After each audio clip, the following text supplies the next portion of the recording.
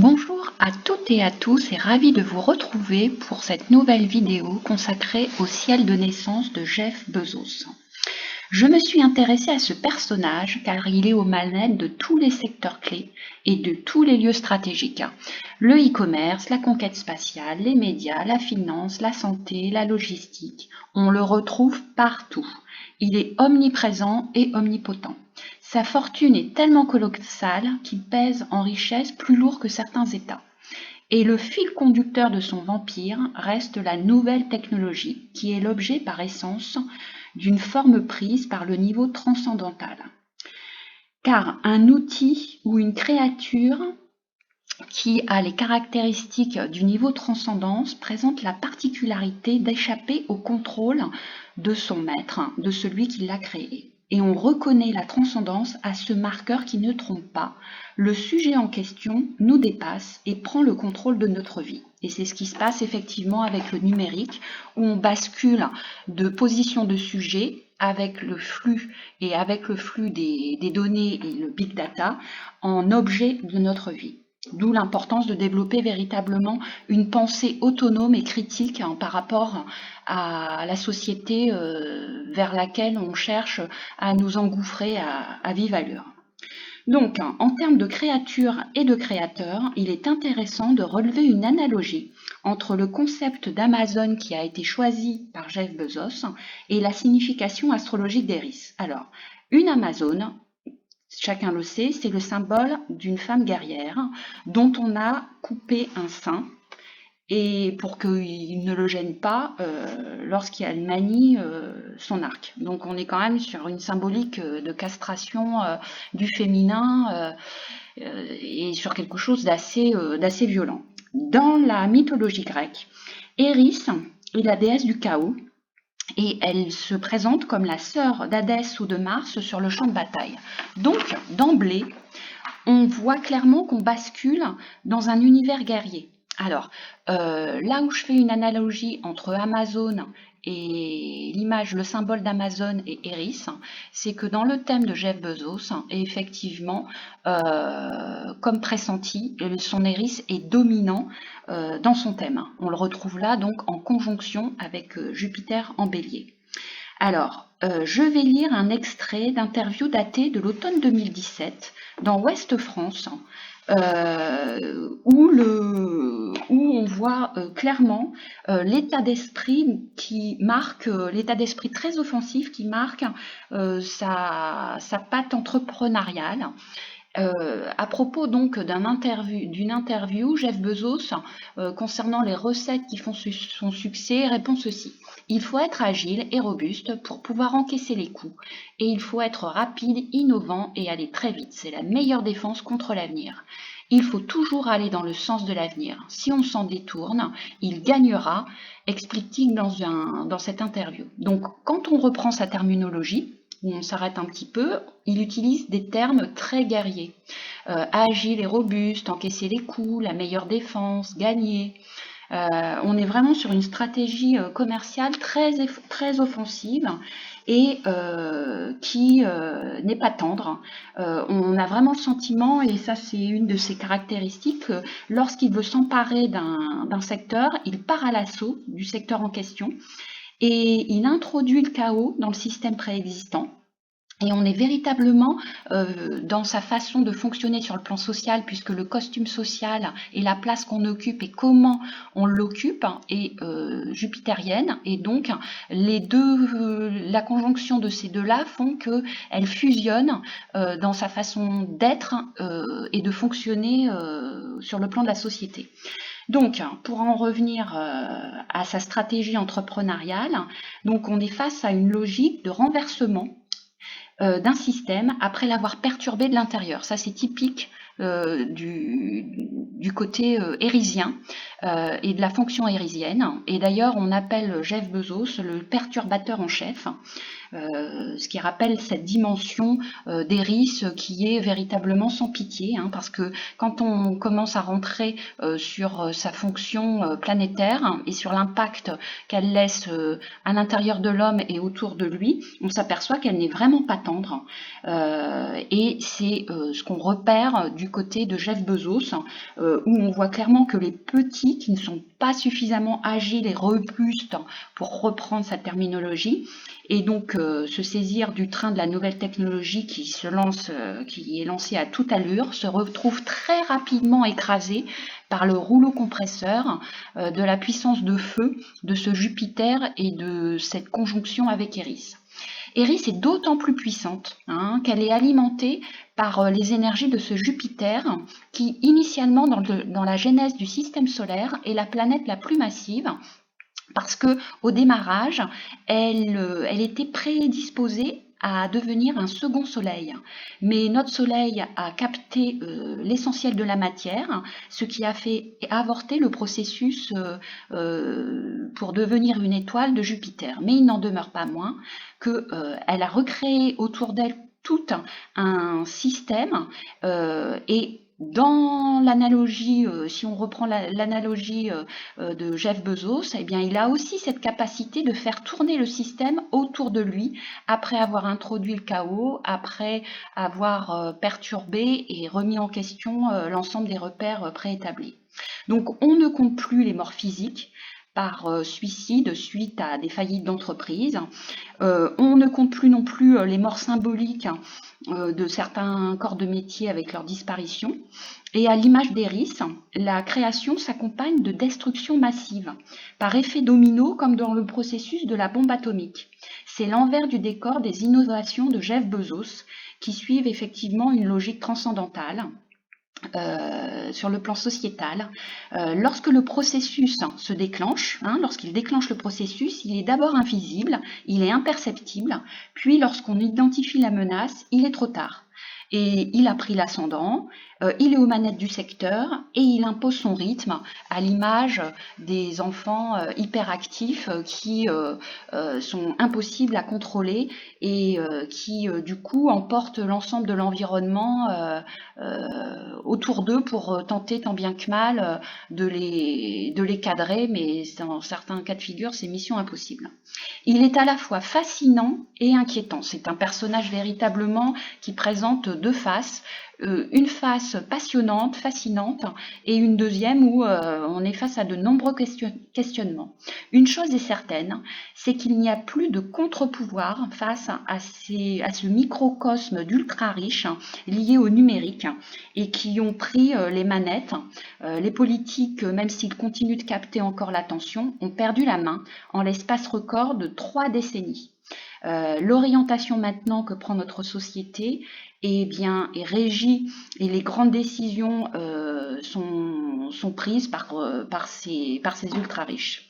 Ils sont à la fois capables, on a vraiment une nouvelle fois sur deux faces, comme dans le cadre d'Eris, ils sont capables d'ingéniosité et de performance créative, mais également de puissance d'anéantissement d'un système économique, financier et de percer notre tissu social qui, à l'aube des révolutions qui se mettent en route, aurait davantage besoin de politiques pour à la fois protéger nos droits sociaux et au-delà les renforcer. Mais là, manifestement, on dira que les grandes décisions actuelles ont plutôt tendance à surexposer les individus qu'à les protéger ou à renforcer leurs droits sociaux.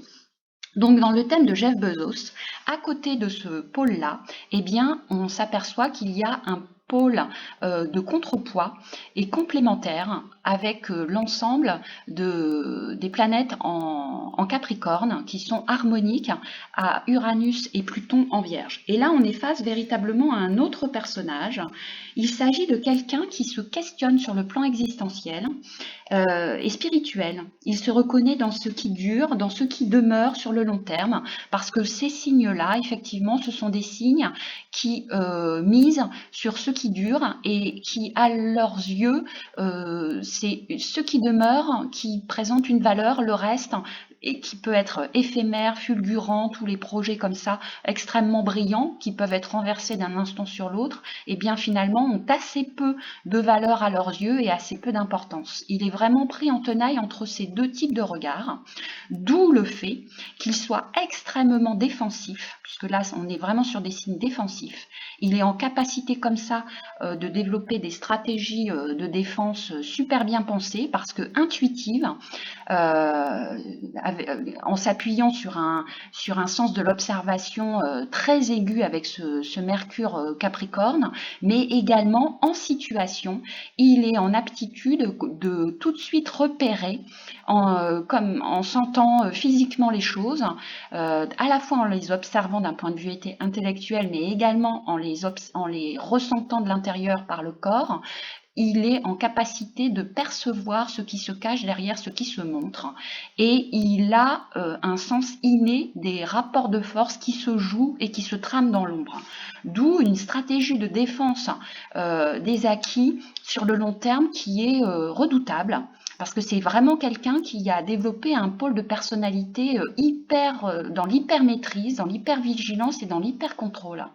C'est ce qui fait que son empire ne s'est pas écroulé, parce que là, derrière ça, si on s'arrête simplement au nouveau départ et aux nouveaux projets, qui peuvent être fulgurants, eh bien, ils peuvent très rapidement, lorsqu'on passe, je dirais, l'épreuve de la durée, eh bien, s'effondrer. Et lui, eh bien, il est en mesure de, avec son côté très lucide, très perspicace et très défensif, eh bien, de retourner la situation et de rester au contrôle et aux manettes. Donc, l'ensemble de ces aspects-là lui donne effectivement, à côté de ce pôle très stratégique et visionnaire, et dans l'anticipation par rapport au mouvement de société, et puis son côté du coup à partir à l'offensive avec toujours un coup d'avance qui lui permet de toujours prendre l'ascendant sur ses adversaires et de forcer le passage. Donc il y a à côté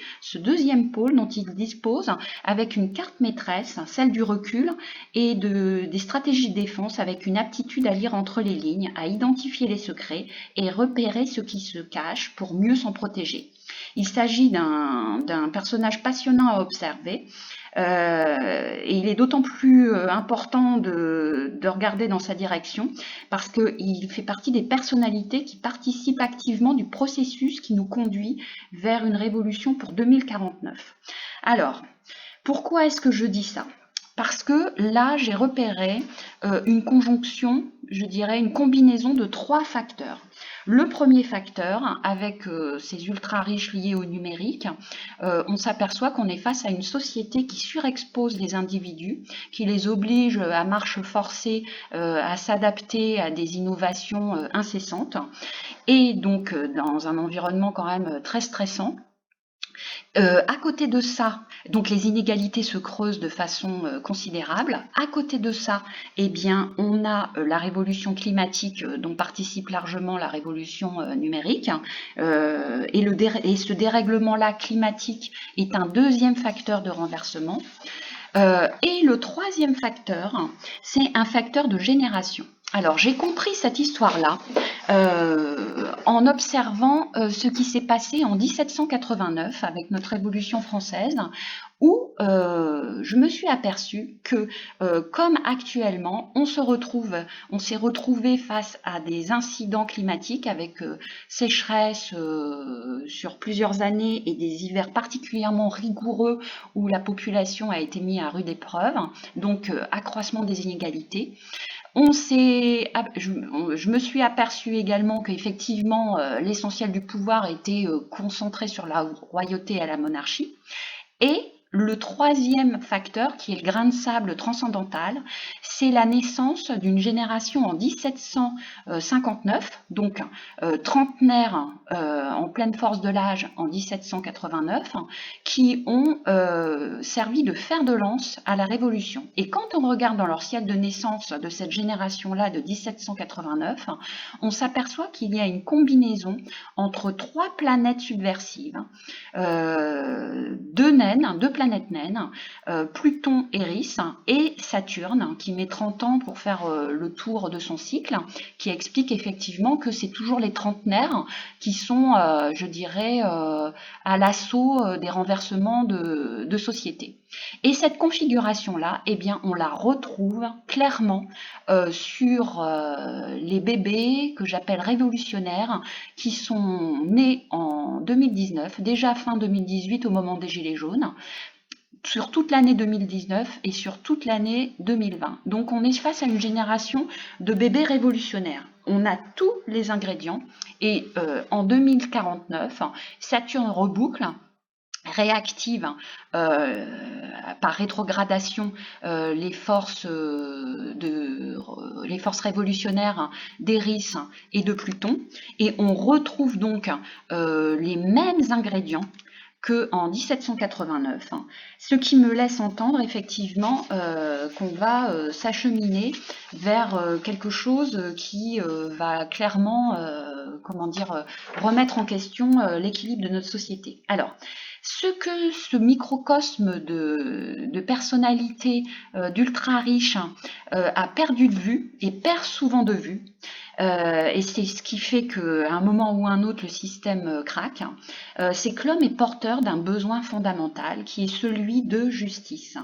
C'est la fonction jupitérienne qui habite l'homme et qui l'a imprégné et qui fait qu'il a des aspirations dans ce sens-là. Et lorsque les inégalités deviennent insupportables, eh bien, il suffit qu'il y ait un facteur déclenchant dans les conditions de vie, je dirais, naturelles, plus l'apparition d'une génération spontanée, entre guillemets, de révolutionnaires, pour que l'alchimie de ces trois facteurs eh bien, se combine.